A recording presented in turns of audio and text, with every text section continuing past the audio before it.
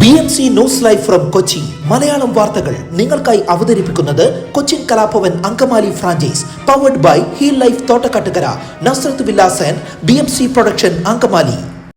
നമസ്കാരം, BMC radio Malayalam വാർത്തകളിലേക്ക് സ്വാഗതം. ഞാൻ ധനു കൃഷ്ണ.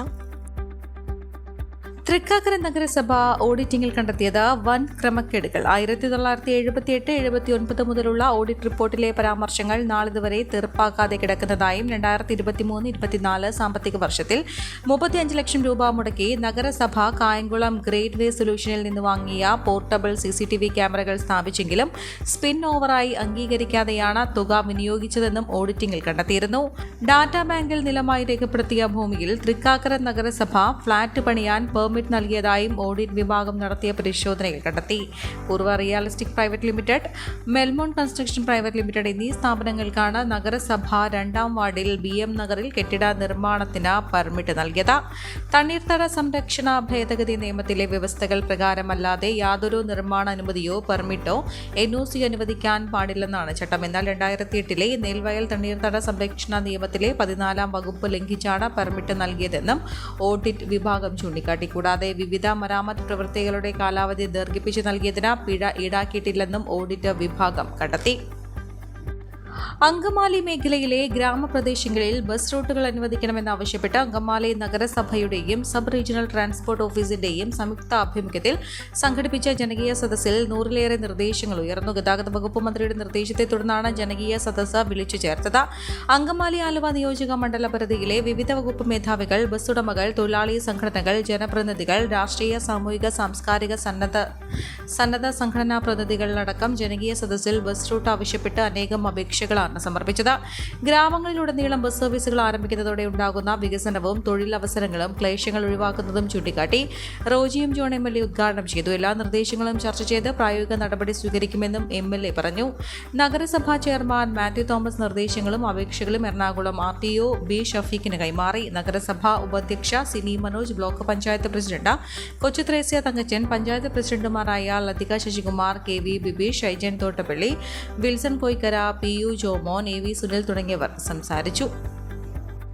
നിർദ്ദിഷ്ട ദേശീയപാത 66-ൽ പട്ടണം കവലയിൽ അടിപ്പാത നിർമ്മിക്കുക, നിർമ്മാണത്തിലെ അപാകതകൾ പരിഹരിക്കുക എന്നീ ആവശ്യങ്ങൾ ഉന്നയിച്ച് ജനകീയ സമരസമിതിയുടെ നേതൃത്വത്തിൽ ഹർത്താലും ദേശീയപാത ഉപരോധവും സംഘടിപ്പിച്ചു. പട്ടണം SNDP ക്ഷേത്ര പരിസരത്ത് പ്രകടനമായി ചിറ്റാറ്റുകര കവല, മുനമ്പം കവല വഴി പട്ടണം കവലയിലെത്തിയാണ് ഗതാഗതം തടഞ്ഞത്. പ്രകടനത്തിലും റോഡ് ഉപരോധത്തിലും സ്ത്രീകളും കുട്ടികളും അടക്കം 1000-ലേറെ പേർ പങ്കെടുത്തു. ഉപരോധം മുൻ MP KP ധനപാലൻ ഉദ്ഘാടനം ചെയ്തു. സമരസമിതി ചെയർമാൻ KV അനന്തൻ അധ്യക്ഷത വഹിച്ചു. CPI ജില്ലാ സെക്രട്ടറി KM ദിനകരൻ, ചിറ്റാറ്റുകര ഗ്രാമപഞ്ചായത്ത് president Shanthini Gopakumar, block panchayat vice president KS Aneesha, Congress block president Francis Valiyaparambil തുടങ്ങിയവർ നേതൃത്വം നൽകി. കോവിഡാനന്തര കാലഘട്ടത്തിൽ ജീവനശൈലി രോഗങ്ങളുള്ളവർക്ക് സന്തുലിതമായ ആരോഗ്യ പരിപാലനത്തിന് ആലുവക്കടുത്ത് തോട്ടക്കാട്ടുകര ജംഗ്ഷനിൽ ഹീൽ ലൈഫ് തുറന്ന പ്രവർത്തനം ആരംഭിച്ചിരിക്കുന്നു. ഫിസിയോതെറാപ്പി, സൈക്കോളജി, ആയുർവേദ ചികിത്സകൾക്കായി 8089011772 ബന്ധപ്പെടാവുന്നതാണ്. കേന്ദ്ര പൊതുമേഖലാ കമ്പനിയായ HMTയെ സ്വകാര്യവൽക്കരിക്കാൻ കൂട്ടുനിൽക്കില്ലെന്ന് കേന്ദ്ര ഖന വ്യവസായ മന്ത്രി ശ്രീ കുമാരസ്വാമി കളമശ്ശേരി യൂണിറ്റ് സന്ദർശിച്ച ശേഷം പ്രതികരിക്കുകയായിരുന്നു മന്ത്രി. ഒരു കാരണവശാലും ജീവനക്കാർ പരിഭ്രാന്തരാവേണ്ടെന്നും HMTയുടെ പൂർവ്വകാല പ്രതാപം വീണ്ടെടുക്കാൻ ആത്മാർത്ഥമായി ശ്രമിക്കുമെന്നും മന്ത്രി പറഞ്ഞു. അധികം വൈകാതെ പുനരുദ്ധാരണ നടപടികൾക്ക് തുടക്കം കുറിക്കും. വിവരം തൊഴിലാളികളെ അറിയിക്കണമെന്നും കമ്പനി ജനറൽ മാനേജർമാർ മന്ത്രിക്ക് നിർദ്ദേശം നൽകി. പുനരുദ്ധാരണ പാക്കേജ് നടപ്പാക്കാൻ സാങ്കേതിക സമിതിയെ ചുമതലപ്പെടുത്തിയിട്ടുണ്ട്. HMT ആശ്രയിക്കുന്ന വിരമിച്ച ജീവനക്കാർ ഉൾപ്പെടെ വലിയൊരു വിഭാഗത്തെ പരിഗണിച്ചുകൊണ്ടായിരിക്കും പദ്ധതിയെന്നും മന്ത്രി പറഞ്ഞു. HMT ജീവനക്കാരും ഓഫീസേഴ്സ് അസോസിയേഷനും മന്ത്രിക്ക് നിവേദനം നൽകി. വ്യവസായ മന്ത്രി P Rajeev, Hibi Eden MP, GCDA chairman K Chandranpillai, വ്യവസായ secretary Muhammad Hanish, company general manager MRV Raja തുടങ്ങിയവർ സന്നിഹിതരായിരുന്നു. എറണാകുളം ജില്ലയിൽ ലഹരി മാഫിയയുടെ അടിവേരറുക്കാനുള്ള എക്സൈസ് വകുപ്പിന്റെ ശ്രമങ്ങളിൽ 6 മാസത്തിനിടെ അകത്തായത് 1000-ലേറെ പേർ. അബ്കാരി SNDPS നിയമങ്ങൾ പ്രകാരം 2024 ജനുവരി മുതൽ ജൂൺ വരെ 1049 പേരാണ്. ഇതിൽ 625 പേർ മദ്യവുമായി ബന്ധപ്പെട്ട അബ്കാരി കേസിലും 424 പേർ ലഹരിയുമായി ബന്ധപ്പെട്ട കേസിലുമാണ് അറസ്റ്റിലായത്. പോലീസിന്റെ അറസ്റ്റ് കൂടാതെയാണിത്.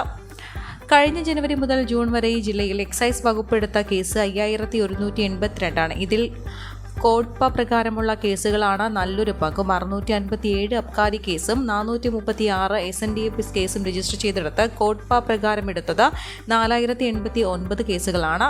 കോഡ്പ പിഴയിനത്തിലും ലക്ഷങ്ങൾ എക്സൈസ് വകുപ്പ് സർക്കാർ ഖജനാവിലേക്ക് എത്തിച്ചു. MDMA ഉൾപ്പെടെ ന്യൂജൻ ലഹരി മരുന്നുകളാണ് പിടികൂടുന്നതിലേറെയും. 6 മാസത്തിനിടെ 231 ഗ്രാം MDMA ആണ് ജില്ലയിൽ നിന്ന് മാത്രം എക്സൈസ് വകുപ്പ് പിടികൂടിയത്. ഇത്തരത്തിലുള്ള മയക്കുമരുന്ന് 20 ഗ്രാമിലധികം കൈവശം വയ്ക്കുന്നത് 10 വർഷം കഠിന തടവിനും 1 ലക്ഷം രൂപ വരെ പിഴയും ലഭിക്കാവുന്ന കുറ്റകൃത്യമാണെന്നും എക്സൈസ് വകുപ്പ് ഉദ്യോഗസ്ഥർ പലതവണ ചൂണ്ടിക്കാട്ടിയിട്ടുണ്ട്. എക്സൈസ് കേസുകളിൽ പിഴയും തൊണ്ടിമുതലും ഇനത്തിൽ ലക്ഷങ്ങളാണ് ലഭിക്കുന്നത്. 6 മാസത്തിൽ 10 ലക്ഷത്തോളം രൂപ ഈ ഇനത്തിൽ സർക്കാരിന് ലഭിച്ചു. കോഡ്പ പിഴയാണ് ഇതിൽ മുഖ്യം. 8,16,401 രൂപ പിഴയിനത്തിൽ മാത്രം ലഭിച്ചപ്പോൾ 1.70 ലക്ഷം രൂപ തൊണ്ടിത്തുകയായും ലഭിച്ചു. കൊച്ചി മെട്രോ 2ാം ഘട്ട നിർമ്മാണവുമായി ബന്ധപ്പെട്ട തടസ്സങ്ങളും പ്രശ്നങ്ങളും അടിയന്തരമായി പരിഹരിക്കാനും പ്രവർത്തനം ഏകോപിപ്പിക്കാനും 7 വകുപ്പുകളുടെ സംയുക്ത കമ്മിറ്റിക്ക് രൂപം നൽകി. പൊതുമരാമത്ത് വകുപ്പ്, KSEB, water authority, police, Thrikkakara നഗരസഭാ സെക്രട്ടറി, RTO, കൊച്ചി മെട്രോ എന്നിവരാണ് കമ്മിറ്റിയിലുള്ളത്.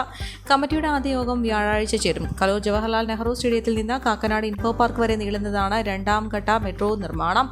മന്ത്രി P. രാജീവിന്റെ അധ്യക്ഷതയിൽ ചേർന്ന യോഗത്തിലാണ് തീരുമാനം. നിർമ്മാണവുമായി ബന്ധപ്പെട്ട് പാലാരിവട്ടം കാക്കനാട് റൂട്ടിലെ ഗതാഗതക്കുരുക്ക് പരിഹരിക്കാൻ മുൻഗണന നൽകും. റോഡിന് വീതികൂട്ടൽ പുരോഗമിക്കുകയാണ്. Chembumukku Kunnumpuram road, seaport airport റോഡിലെ DLF-ന് മുന്നിലെ റോഡ്, പാർക്ക് ഹോട്ടലിന് മുന്നിലെ റോഡിന്റെ അറ്റകുറ്റപ്പണി എന്നിവ 2 ആഴ്ചയ്ക്കകം പൂർത്തിയാക്കും. സീപോർട്ട് എയർപോർട്ട് റോഡിലെ 2.5 കിലോമീറ്റർ ഒക്ടോബർ 15-ന് പൂർത്തിയാക്കും. DLF ഫ്ളാറ്റിന് മുന്നിലുള്ള റോഡ് ടാർ ചെയ്ത് 2 ആഴ്ചയ്ക്കകം തുറന്നു കൊടുക്കും. കയ്യേറ്റവും അനധികൃത പാർക്കിംഗും ഒഴിവാക്കാൻ കർശന നടപടി സ്വീകരിക്കും. ഇതിനായി സംയുക്ത പരിശോധന നടത്താനും മന്ത്രി നിർദ്ദേശിച്ചു. ഇടറോഡുകളുടെ അറ്റകുറ്റപ്പണി സംബന്ധിച്ച് തൃക്കാക്കര നഗരസഭയും മുൻകൈയെടുക്കണമെന്നും മന്ത്രി നിർദ്ദേശിച്ചു. ഈ വാർത്തയോടുകൂടെ BMC റേഡിയോ മലയാളം വാർത്തകൾ സമാപിക്കുന്നു. നന്ദി, നമസ്കാരം.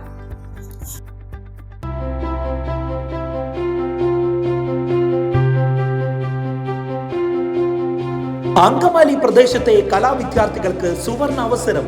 ലോക പ്രശസ്ത കലാവിദ്യാലയമായ കൊച്ചിൻ കലാഭവന്റെ അങ്കമാലി ഫ്രാഞ്ചൈസി കരയാമ്പറമ്പിനടുത്ത് എളവൂർ കവലയിലുള്ള സ്പ്രിംഗ്ഫീൽഡ് കെട്ടിടത്തിൽ പ്രവർത്തനം ആരംഭിച്ചിരിക്കുന്നു. Classical dance, cinematic dance, Carnatic music, Zumba dance എന്നീ വിഷയങ്ങളിൽ പ്രഗത്ഭരായ അധ്യാപകർ ക്ലാസുകൾ നയിക്കുന്നു.